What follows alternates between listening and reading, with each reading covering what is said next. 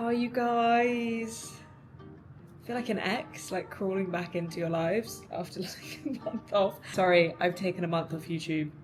Actually, I don't think it's been quite a month, but I've taken like a decent whack of time off of YouTube. And I'm so sorry about that. I haven't forgotten about it in the slightest. I've just been busy. I've been elsewhere. I'm currently elsewhere, as you can see. Yeah, I've just had a lot of personal stuff going on. Nothing bad in the slightest, just like a lot going on in my personal life. And I haven't edited any of my vlog footage. I've got the full vlog edited from full vlog unedited from like 3 weeks ago that I still need to crack into. So that is my task for today. Anyway, hey, thank you so much for your here if you're watching this. I basically just thought there were a couple of new faces around here, and it's been a really long time since I have like introduced myself or reintroduced myself to anyone who does follow me or has followed me for a while. And I saw someone else doing this and I thought it'd be quite a nice thing for me to do myself. So hello, welcome to my Q&A. I'm going to be answering a couple of questions that I got from my Instagram. I'm going to try and make it a little bit juicy. And yeah, I hope you enjoyed this video, and thank you so much if you're here and if you're watching this, and yes, please enjoy. First question, really boring, but what's your name? How old are you? Hi, I'm Lucy.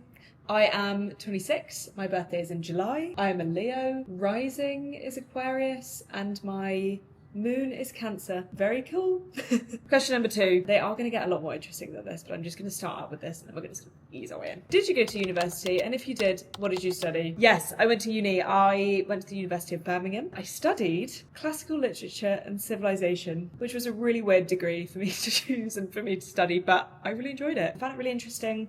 Not really too many job prospects off the back of a classics degree unless you are becoming a lecturer, a librarian, or an influencer. But no, I really loved it. I found it really interesting. I studied mainly ancient literature and yeah, I loved it. Got 1 mark off of first. I was absolutely furious. Did I go to uni because it was going to give me a step up in life and it was going to get me a good job after uni, or did I go to uni to meet new people and to have that experience? Definitely the latter. And I'm so glad that I did. I loved it. I met like most of my best friends at uni. I had a really fun 3 years, but it is a very expensive thing to do. I am sort of paying the price for that now in my tax bill.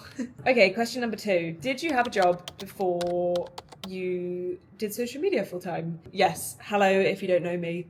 I am a full-time content creator and I'm also working in the background at the minute on building something. As of probably 2026, I will bring you guys in on that journey because it's really exciting and it is a lot of work. But yeah, content creator and also building this thing in the background is kind of what I do for work. That is not what I have always done. I've had a very colourful history of jobs. All of my friends always like to joke that I've had like the weirdest job history ever. When I was like 16, worked in a pub, pretty standard.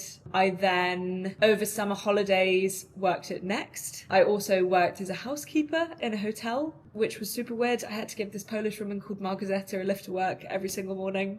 It was a super weird time in my life. Then went to uni. I did 1 shift at an ice cream parlour on my first day of uni and then swiftly realised that I've come to uni to study, not to work at an ice cream parlour. So I left after 1 shift. When I was at uni, I worked at Red Bull, which was really, really fun. That's actually how I met my boyfriend. We were both working at Red Bull, which is hilarious. You know those cars that have the big Red Bull cans on the back? I was basically just driving that around, handing out cans of Red Bull. Most fun job ever. I got to go skiing with them. I went to, where else did I go with them? I worked a couple of festivals with them. It was just so fun. I think I worked there for like 2 years. So it was from when I was in my 2nd and 3rd year at uni, I was working at Red Bull. I then graduated and I did an internship in London for this startup alcohol brand. It was a hard seltzer company. And I did a 4 months potentially, a few months internship with them in London. That was my first time living in London. I was living at my sister's friend's house that I was renting off her because her and her boyfriend had recently broken up, so they needed someone to live in their house, and I was like, me, I'll live there. So I lived in this like little tiny box flat in Clapham, which was hilarious, but also I was like, oh my god, I'm working in London. But yeah, I did that internship for like 4 months. It was meant to be in sales and marketing because I was kind of just like figuring out what I wanted to do with my life. I think I didn't really know like what I wanted to do with my career. My degree was in ancient history. So like it's not really a degree that then primes you for a job. And I thought I wanted to work in marketing, honestly, because my sister works in marketing and I was just like, yeah, I can do that. Why not? But I also thought I might want to work in sales for some reason. I don't know why. I'm such a yapper. I was so bad at sales. The internship was in sales and marketing. And I was like, I kind of want to do a little bit more marketing. And they were like, yeah, no worries. It will be more marketing. It turned out to be 100% a sales role. And I was driving my car around basically all of these off licenses in like northeast London. And I was selling this hard seltzer to corner shops in London for 4 months. And that killed my soul. It was like door-to-door sales. So I was not only not enjoying the job, I was also really bad at this job. So did that for 4 months. At the end of that, they were then like, do you want a job? I was like, no, I actually really don't want a job. Also lockdown. I can't remember where we were in lockdown, but I remember thinking it was pointless me living in London because nothing was open. I was just a little bit like, there's like nothing to do in London. And I was living alone and I was a bit like, this is a bit sad.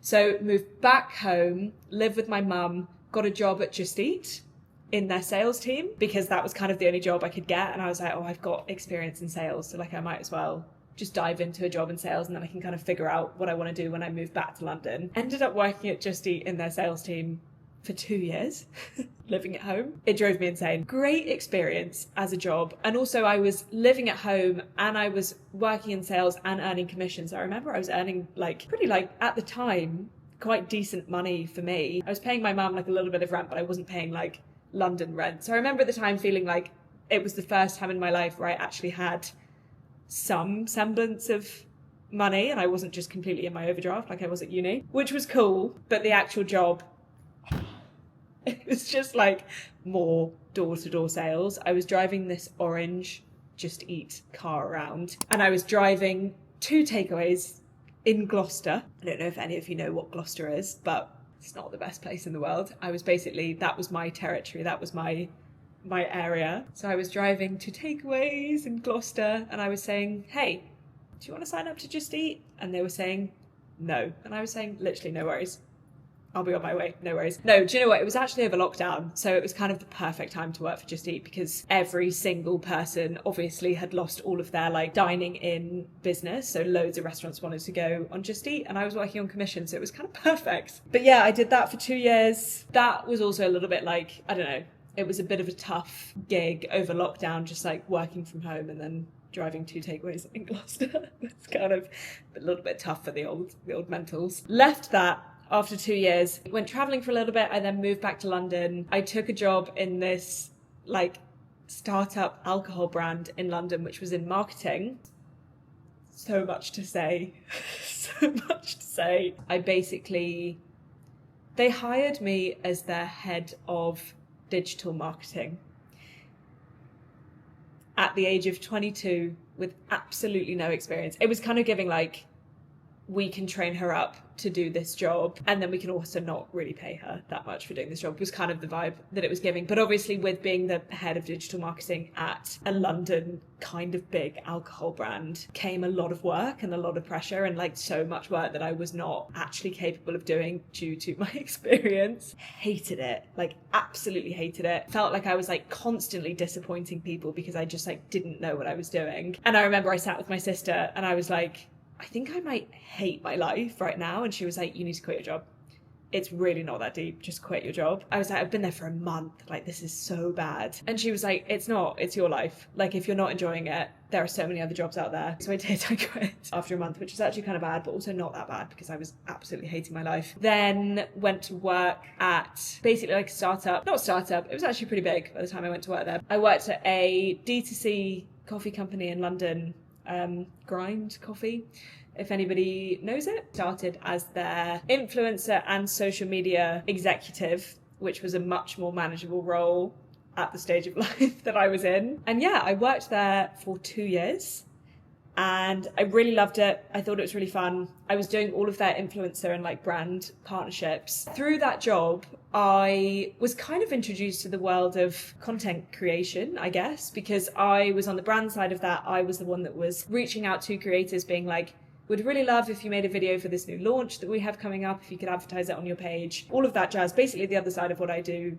now. Yeah, I think I saw all of these people doing this thing that I had kind of always wanted to do, or had always looked at and been like, oh, that looks really cool. I love making videos. I love the world of marketing. I love being creative in that way, but I didn't necessarily think that you could make a living out of it. And then I think literally just through being exposed to it and seeing that people were making a living out of it and were like pretty successful at it, I was a little bit like, I'm gonna give it a go. I'm gonna start making a couple of videos. And yeah, I started making a couple of videos. My page kind of started out as more of a mental health type content, and then I kind of discovered running as a way to help my mental health, and then I started talking about running on my page, and then the rest is kind of history. It then kind of blew up pretty quickly, which I was really, really lucky with the way that it all happened in terms of how quickly I was able to then leave my full-time job. I think I started the page in April, and by September I had handed my notice in, which is kind of a crazy timeline, to be honest. I think I was a little bit like, the job that I was doing was really fun. I think probably in the next 6 months, if I hadn't have started my social media pages, I would have moved on to a different job anyway. I was a little bit like, I might as well give it a go and try and do this full time. And then if it doesn't work out, like, I was probably going to go to a new job anyway. It's not like I was a lawyer or a doctor or had spent years and years and years training to do a specific job. I feel like I was very much at the start of my career.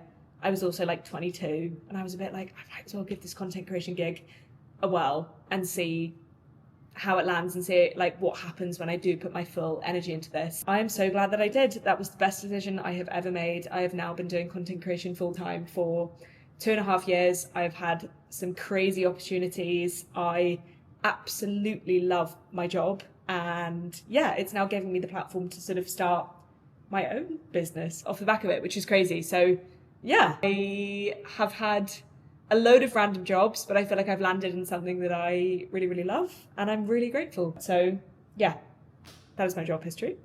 Question number 3. Were you always sporty, or was it something that you picked up recently? I actually just did a post on this on my Instagram. I had a ad to do with runner, and I went into my full history with sport. So if you've already seen that, sorry, I'm going to go into it again. But no, I was the least sporty child growing up. I was not in any teams. I would skip PE every single week. Just didn't interest me at all. I then went to uni, discovered alcohol, loved going out, and not much else, to be honest. I don't know how my mental health was not in the absolute bin. If I look back at how I lived at uni and think if I was doing that now, it makes me feel sick to think at how I lived at uni. I used to like go out 3 or 4 times a week, and I would spend my days waiting for the evening to go out again. I would sit in bed all day long. Go to uni if I had a lecture, come back, sit in bed, yap, wait for the evening, go out. And I was not eating healthily at all. Honestly, but I was really happy at the time, and I loved it, and I had a really fun time. It's just like, that is not the life for me anymore. Lockdown hit in my final year of uni, and I was then not living with my friends anymore, obviously because of lockdown. I moved back home, finished my degree from home. I think it was honestly just the like shock to the system of being like 19, 20, going from living with my friends all the time, going out all the time, having a really fun time at uni, to then being forced to move back home. So much uncertainty in the world with what was happening with lockdown. My mum was working in the NHS, so it was very much like frontline helper. People say they abided by the rules of lockdown. I was abiding by the rules of lockdown because my mum was in the NHS and she was working with vulnerable families. So I quite literally could not break the rules even if I wanted to. If I went out and got COVID and then came back and gave it to my mum, and then she went to go and see all these vulnerable children, oh god, it's actually not even worth thinking about. And I think my mental health from there just sort of slightly, when I say slightly, it completely nosedived. I had never really had any issues, I guess, with my mental health up until that point, but I really, really, really struggled over lockdown. I got quite bad insomnia. It was just like lockdown for everyone was quite a horrible time. So I started doing at-home workouts. I think I was honestly trying to tire myself out because I had quite bad insomnia.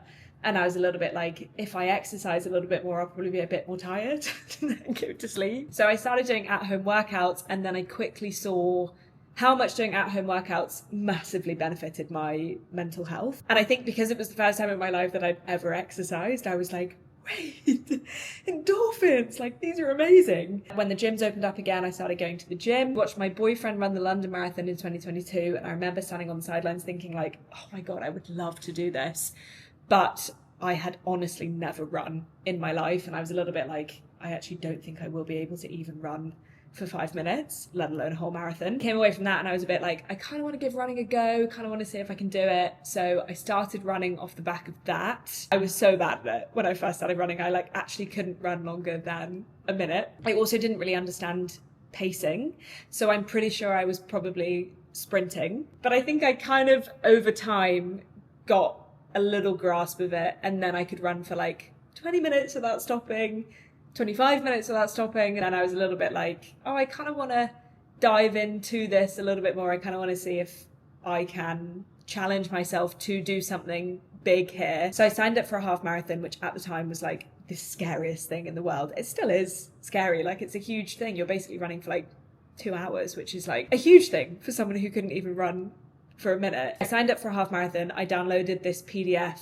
on Google that basically was just like, run for 10 minutes. Wednesday, run for half an hour. Thursday, maybe run for 45 minutes. And I was like, perfect, this is such a good training plan. Did that half marathon. It was the hardest thing I've ever done in my life. I remember the last kilometre thinking like, why the is anyone doing this as like a hobby? Who is enjoying this? This is absolutely awful. But then I crossed the finish line, and then all of those emotions of how hard it was, overwhelmed by how proud I was of myself. And I was a bit like, oh my God, I've just done this huge thing that I never thought was possible. Maybe could I do a full marathon? I then signed up to the Berlin Marathon, which was at the end of 2023. I think that was September of 2023. And I discovered Runner. So I downloaded Runner, got myself a training plan. So hard, but also so fun. I think it was because every single week I was running a new distance, and every single week I was hitting like a distance PB, and I was like, oh my God, not only can I run a half marathon, like I can also run 25k, and I also can run 30k, and oh my God, I think I can also run 34k. And it was just such a process of like getting to know myself a bit better. I don't know, I think I really proved a lot to myself over that first marathon training block, and then the actual marathon was the proudest I've ever been of myself in my whole entire life. I think it meant a little bit more to me in the sense that it truly was something that I never thought that I would be able to do. And then when I crossed the finish line, I was like, oh my God. Yeah, it was amazing. I'm like genuinely still so proud of that little 22-year-old that decided that she wanted to be a better person and like move a little bit more and not be the person that just was super lazy and didn't really do anything and loved going out. And I kind of stopped drinking quite a lot during that time. Not that I ever had a drinking problem, can I just preface? I was just at uni and I loved to go out, I think like most people at uni at the time. But I think I sort of discovered through that phase of marathon training that like, oh, maybe I actually don't really love going out that much. I maybe just did that because that was what everyone else was doing. And I actually really love the feeling of not drinking and of like pushing myself a little bit more and running and being a little bit more productive and waking up earlier. And yeah, it was just like a whole thing. I then kind of was still on this process of like seeing what I could do, I guess. And I wanted to do a triathlon. So I signed up for an Ironman 70.3, which is like a crazy jump from never having done a triathlon and also never having swam or cycled before. I don't really know why I did that. Found the training for that so hard. Found the actual thing so hard.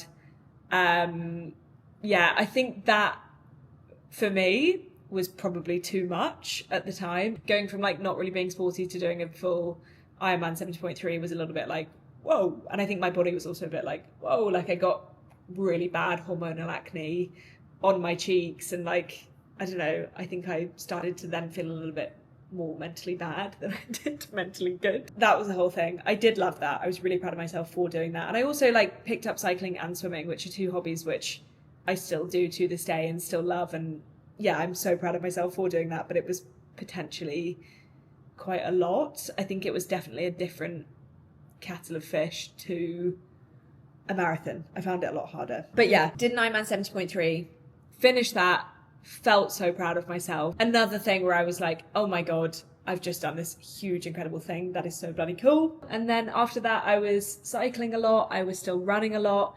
I got the opportunity to run the New York Marathon with Runner, which was really, really cool. So I did the New York Marathon with them. Yeah, still running a lot after that, starting to like go back to the gym a little bit, rediscover the gym. I then got the opportunity to run the London Marathon. I think if it was any other marathon, I probably would have said no, just because New York was in November and London was in April. And I think for me, those timelines were potentially a little bit close. But I also was a bit like, I have applied for the London Marathon ballot for the past 4 years. Even before I started running, I was applying for it every single year for some reason. When am I ever going to get the opportunity to run the London Marathon and get a guaranteed place? So yeah, I then did the London Marathon, and then which was amazing. And then since that, I have been having a really fun summer of not really running that much. I've been moving in other ways. I got quite into Pilates. I was doing loads of classes, a couple of spin classes, cycling a fair bit, and yeah, basically just moving for me rather than moving for a goal. I'm now getting back into running and I'm really loving it again, which is amazing. Looking to a 2026 goal. I'm kind of feeling a little bit okay, I'm ready to dive back into a goal a little bit. Oh, okay, this is an interesting one.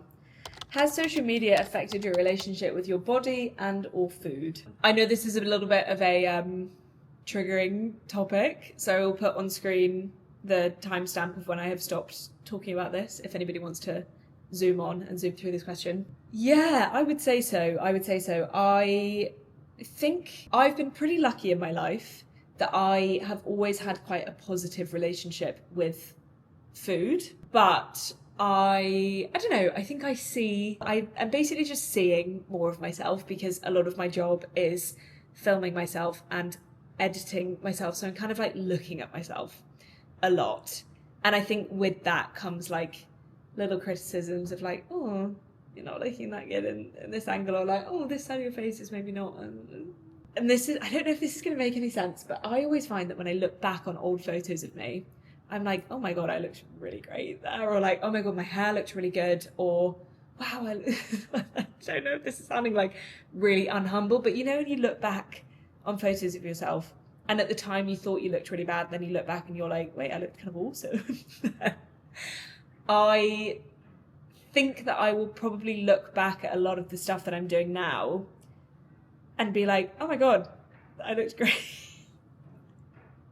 I don't know if this is coming out in the right way. Basically, I think you always think in the moment that you look a lot worse than you do, but that is just us being really mean to ourselves when we really do not need to be mean to ourselves. So I kind of try and replace, say if I look at myself and I'm like, oh my God, my legs do not look good in that picture, I will have to say something positive about my legs. So I have a bit of a rule with myself that if a nasty thought crops into my head, because I think that's pretty normal, we all have these knee-jerk reactions to things that we see, I will have to say a positive compliment about myself, and it actually really works. I had it this morning. I got some photos back from a trip that I did to Chamonix a couple of weeks ago, and I was stood next to this girl who had these incredibly beautiful toned legs, and I was like, oh my God, my legs are not looking good next to hers. And then I was like, Lucy, say something nice about yourself. Yeah, and I think with the food stuff, I have really had to constantly remind myself that I am in my own lane and I do things that work for me. Say I watched a video of this girl's what I eat in a day yesterday. I followed her for ages. She posted this video this is what I eat in a day, and to me, I think I would faint if I ate that amount of food. I would be so hungry, and I found myself being oh, maybe I shouldn't have rice with my lunch. And then I was like, Lucy, stop that. Literally stop that. Stay in your lane. Do not compare anything within yourself to other people's on social media, because I think it can be a really tricky hole to fall into. You've honestly kind of just got to stay in your lane, and if something works for you, keep doing that, because we are all different people and we all eat different things and we all have different body types, and to compare my body to someone else's or what I eat to someone else's is just completely futile, because we are different people and we have different engines. Different cars need different amounts of petrol, and different cars look different, if that makes any sense at all. That probably doesn't. But just stay in your lane. You are fine. Social media is not real, and lots of people probably actually eat different things to what they say they eat in a day, so just don't watch those videos. Anyway, ooh, if you weren't a content creator, what would you do? / what is your dream job? I'd love to be a pop star. I would love to be a singer. I'd love to like have a sold out tour and be an artist and like be really wicked at dancing. Yeah, I'd love to be Dua Lipa. Is my dream job. My dream job is to be Dua Lipa. I just think that would be so much fun. It would obviously come with its downsides, yeah. But I don't know. It would be so fun. So maybe I'll start posting singing videos on here so that then I can get a sold out tour and become Dua Lipa. Okay, I'm going to do a few more because I'm aware that this video is probably really, really, really long. This is like probably more of a podcast than a video. Next question. What are you watching right now? I am watching Slow Horses. Me and Marcus started it 3 days ago and we are on the last episode of the first season. Addicted. Love it. I started watching White Lotus on a plane recently. Found the new season a bit boring. So I kind of like gave up on that halfway through. But yeah, Slow Horses. I'm going to do 2 more and I'm going to try and make them a bit juicy. What's the craziest thing you've seen in the influencer space? Any divas? ? What's the craziest thing I've seen in the influencer space? I went on a brand trip recently and we all flew normally. I think we flew with like Ryanair or something, but there were a couple of creators from all over the world, I guess, and there was one country where there wasn't a direct flight to the location of the brand trip. So the brand sent them all over in a private jet, which is absolutely hilarious. And they basically weren't allowed to post about it because the brand was like, please don't post about it. We can't be bothered for the backlash. And then we got there and all these people were like, oh my God, we just flew over in a private jet. And I was like, what the hell? I was on a Ryanair flight. That's so bad. But yeah, that was kind of crazy. Any divas? Honestly, everyone that I've met through this space has actually been so lovely. I haven't really like had an experience where I've been like, oh my God, you are insane. I did hear a story the other day of someone who made a video and the video did like really, really, really well. And they were talking about like basically something that had happened and everyone was like, oh my God, I can't believe this happened to you. And then it turned out that the whole thing was completely orchestrated and like completely fake. And I remember hearing that like, what? I watched that video like, wow, I really believe that. I think that's kind of it, to be honest. I haven't really had any like really bad experiences. And I think everyone that I have met through the space has been really, really, really lovely. So sorry, bit of a boring answer, but the private jet thing was quite funny. Okay, last question. Shag, marry, kill, running, cycling, Pilates. Shag, Pilates, kill, cycling, marry, running. Would probably be it. But that will definitely change when I get back on my bike a little bit more because I do love cycling. But I'm currently just really, really loving Pilates. Anyway, that is going to be it for the questions. I feel like I've yapped for about an hour. But yeah, if anyone has any other questions, please drop them down below. I can also do more videos like this, or I can do less videos like this if you didn't like it. But yeah, more YouTube's coming, more weekly vlogs coming. I've got a really exciting few months coming up. I've got a lot of travel, a lot of moving around, a lot of exciting things and announcements. And yeah, I'm really excited to share all of that with you guys and bring you all along with me. So weekly vlogs are coming back and I really appreciate if you watch this video. And yeah, I will see you guys soon. Thank you so much for watching.